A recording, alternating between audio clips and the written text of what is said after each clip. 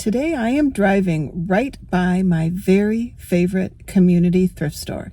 It's called Light and it's in Minnetonka, Minnesota. I'm on my way to see my grandson today, but I want to pop in here quickly and see what I can find. Let me take you along and show you. Light thrift store used to be called Bethesda not that long ago. It's on the corner of 101 and Highway 7. So the first thing I do when I go inside is I always look for their color tag. So today it's orange, 50% off. I made my way over to the hard goods and right off the bat I found this Jewish Seder plate. And I knew when I saw it, it was something special. It was vintage. You can tell by the marks on the bottom how kind of scuffed up it is. It needs to be cleaned up a bit. The thing that I picked up that was already in my cart was vintage suspenders. On the little tag, it told, on the little bar clasp, it told that it was from England, made in England.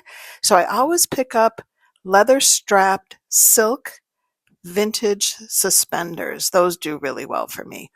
And you can see the rows and rows and stacks of plates.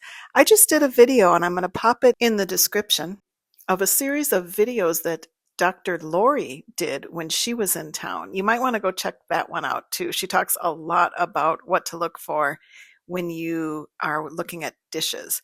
This was interesting. There's a whole candle section. This was a candle holder.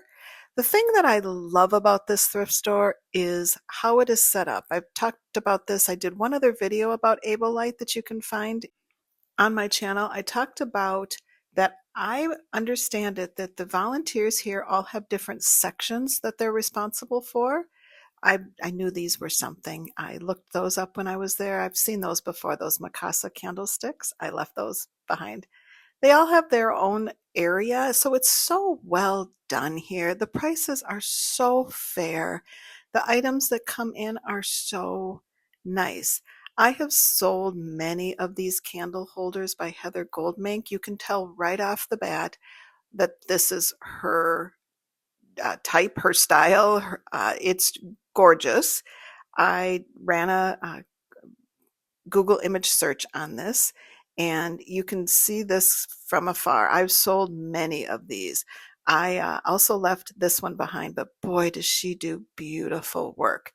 My goal for 2025, this was darling. I always look at the faces. They're carved, they're this one was hand done. It didn't have a price on it.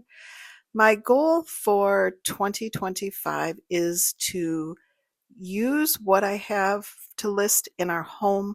I still have so many things that I could go through and purge. I am waiting really, really patiently, not maybe very patiently, for the church rummage sales. That's my favorite. I'm a little over going to the Goodwill bins. You can find the deals there, but the energy and the work, it's like exhausting to go there. I'm a little over the Goodwill bins, and truly, I have enough inventory to keep me through the winter months. I also delist and relist every 30 days on eBay, so that becomes a fresh listing for me. I do that every single day. Every couple days, I delist and relist, sometimes up to 100, 150 items, so that makes them fresh. I am just trying to really I've sold a lot of cats. People love cats. I looked that one up when I was there too. I really am trying to get rid of things in our own home. We have no plans to move, but if we do move, I have plenty of things in our own home that I could go through and list. So that's my 2025 until church rummage sale season. This was a gorgeous area. This was right near their area where they do their inventory, right to the right of me here. This was along this back wall. These were very pretty. They were priced high. I think they're reversed painted. They had a little area over here of kind of some more unique vintage items that were put here. The back inventory room is really very, very clean. This is a church-based community thrift store. A lot of times over Christmas, I've heard, and over Easter, they'll play religious music. I was shopping next to a lady. We kept ending up in the same aisle, but today they were just playing great music. She was humming, she was singing, just a really nice vibe. I kind of describe it as just like a like a hug in here.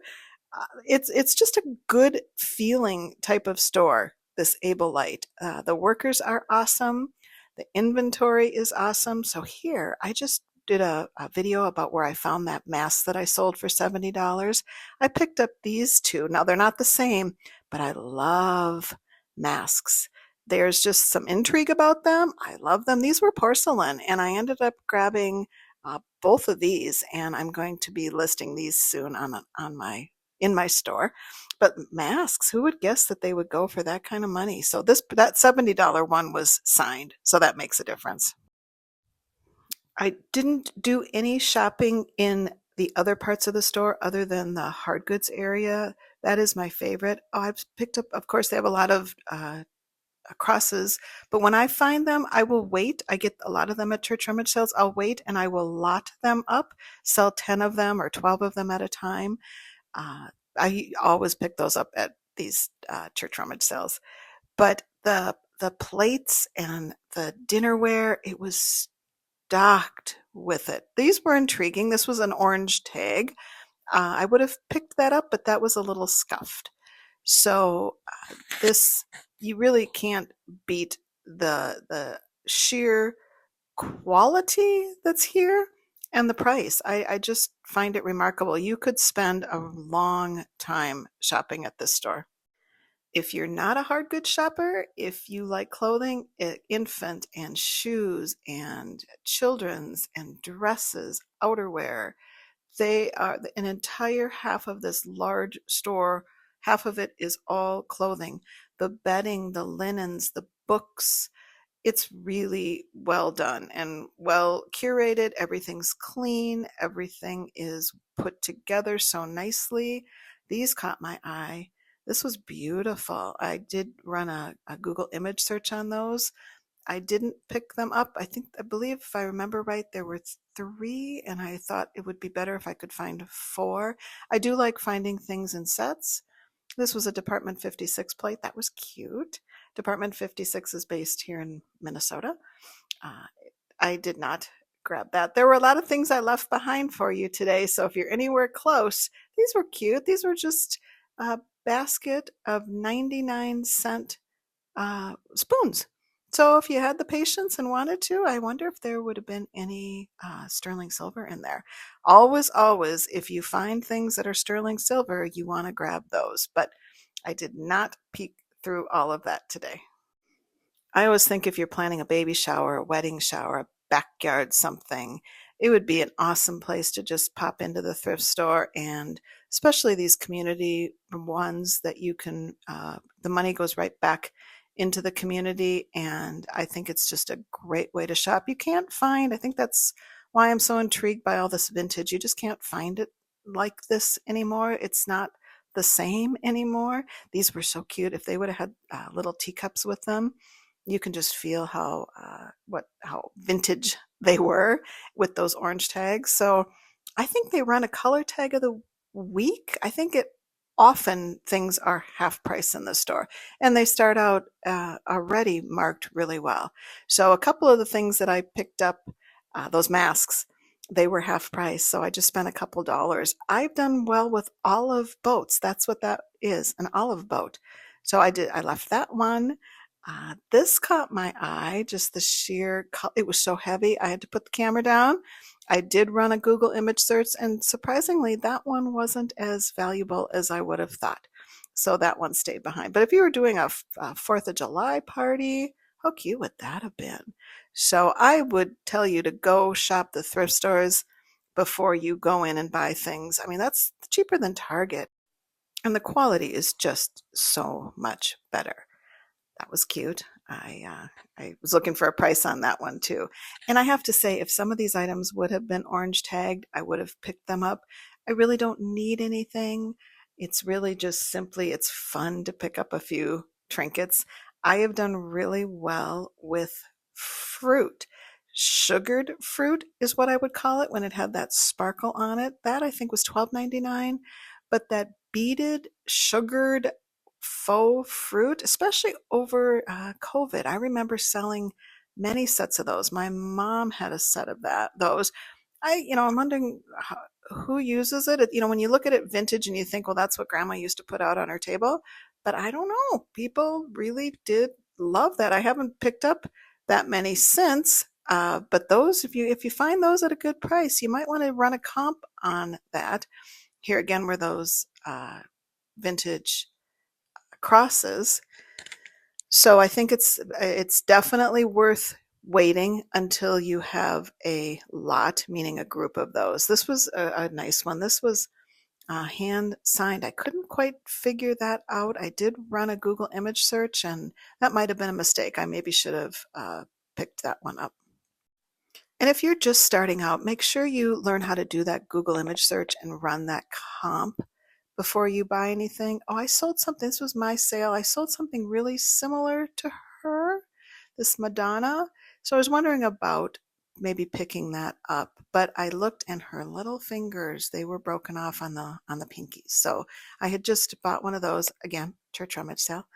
When I go to those, I go on the last day, and in our community, all over our community, they'll do $5 fill a bags. I've been $1 fill a bag, and what that means is they will hand you a grocery bag, and whatever you can get in the grocery bag, you're able to purchase for $1. So sometimes they make you staple them, sometimes not.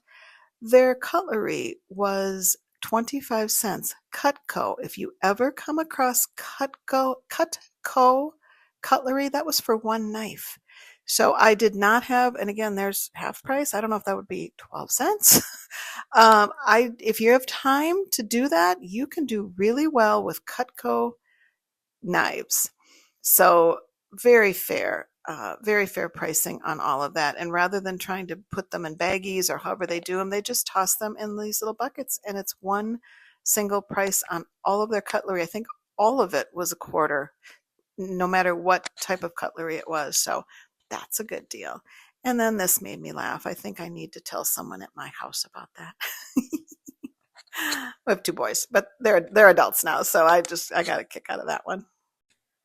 Candles, vintage candlesticks. You can do really well in the very intricate candles. This I knew right off the bat. I did a image search on that. I knew right off the bat that was something. I wasn't quite sure what that was. I love trivets. I like hand painted trivets. Some of those you can do really quite well in. So this particular aisle, these are my favorites. Those little handheld or handled trivets. I really like all of those. Teapots, don't leave behind teapots. You might want to take a peek at some of those. I used to have a collection of Paul Cardew teapots, and right when I first started reselling, I sold off quite a few of those. I'm just not a collector, never really have been. This was cute. Left him behind for you, but that cookie jars, that's another thing. You often think, well, grandma has a cookie jar, but you'd be surprised. Cookie jars can go for really good profit. So I left him back for you as well. Canisters, vintage canisters.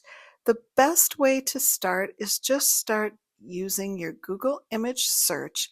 Look up things that you like, and you'll start to get a feel for what truly has some value. And not everything has to be a $50, $60 sale. If you're buying in or selling just around your home, you can pay whatever, as long as you're making a decent profit and not losing money or just making your money back. If you want to do this for a part-time job, there's money to be had in things that you would never think about. People buy things and part out appliances and vacuum cleaners and sell off the parts. Because if you think about what do people need versus what do people want, so collectors want to collect, but sometimes you need something for your refrigerator, and people go to eBay to find that part. So if you have the room and the storage and the wherewithal, I gravitate to things I like. This one was crazy. I looked at it. Well, we walked dogs on the Rover app, so it had two little dogs on it. This was sold for one glass. I kept this one. There was a name on the inside of the glass. That's another bit of advice. If you branded things always do better. Her name, the designer's name, was inside on the bottom, so it made me do a double take. I also really liked this glass and I picked this one up. You just start to be able to tell the unique, the different, the quirky, the weirder, the vintage, the colorful. Those are all the acronyms of the things that I always gravitate towards. I think too, if you're just starting out, you just go to things that you like, go to things that you have a passion about. It's hard to clean it, photograph it, store it, ship it if you don't really care about it. But then there are some things too that there's just such value in things like parts and screwdrivers and vintage things that my husband has that have made some really good money for us. So in that case, if it's in front of me, I'll do it. But if I'm out looking for it, I really have to like it and appreciate it. Maybe that's not great business sense, but if I'm not intrigued by it, and I don't know why vintage intrigues me so much, other than I think part of it is that, especially with the Goodwill, they can't know everything about everything. And in clothing, gets returned, and there's tags where the Goodwill pricers just price it up, whether it's good or not. They just know the name brand, and so things get marked up that shouldn't. I think it's just more fun to find out more about vintage hard goods on your own. And I think they're more fairly priced when you go into the stores. So I think after 7 years of reselling, that's why I have gravitated to this side of the thrift store. I just find it a whole lot more fun. And I'm learning things that I never knew about different hard good items. But I'm not a collector. I really don't keep any of this. My idea is to get it in and then get it back out to someone who really wants it. If you're thinking about retiring, if you're newly retired, if you are wanting to just earn extra money in retirement, reselling might be for you. Our whole channel is about things that my husband and I are doing now that we are retired. I still consider myself that I'm employed. I'm just doing a lot of different things. I am reselling on Poshmark and eBay. My husband works at a men's clothing store one morning a week. He this evening is going to go give some private hitting lessons. Weren't these chairs cute? Private hitting lessons to kids. He's a youth baseball instructor. So we're just making our way through retirement, but we're finding ways of still earning income, doing things that we love. And I ask people now that I'm at retirement age, what do you do now that you're retired? And some people say nothing, and I absolutely love it. I can't do nothing. I don't sit very well. I don't charge out and do a lot very well either, but I can stay home. This was a whole end cap of blue and white pieces, and I took a peek. I didn't know what this was, and I left this behind. This was an Etsy sale, but that's a place marker that sold for $30. So if any of these things are still around, take a peek at purchasing some of these items that I left behind. But in retirement, I just think it's important to stay active some which way. Baskets. I have sold what's called a buttocks basket. Can you see the shape? Did you see the shape of that? Those can go for good money. So I do always peek at the baskets and try and look for handmade, vintage, unusual shape. Those I have done well with. And of course, a lot of people know about the Longaberger baskets. Those are the higher end ones that I found that had sold. That one reminded me of that brand. I don't know if they do as well as they once did, but baskets, people like them for storage, for collecting, for display. I like to look through the baskets before I go. This was an entire set of china that someone had donated. It was lovely. I donated my grandmother's china to Hope Chest for Breast Cancer. I did a video at that store you might want to take a peek at. That's a lovely store as well, a lovely, lovely community store as well. I donated my dining room set and all of my grandmother's dishes to that organization. I felt really good about that. I think my mom would have really liked knowing that it went there. A hutch, table and chairs, and all of my grandma's china. We turned our dining room into a second home office. I also did a video on that. Some of the things that we've done since we've retired, I've done some videos on that. So check those out if you're interested. The jewelry was good. There was some nice pieces there and well displayed.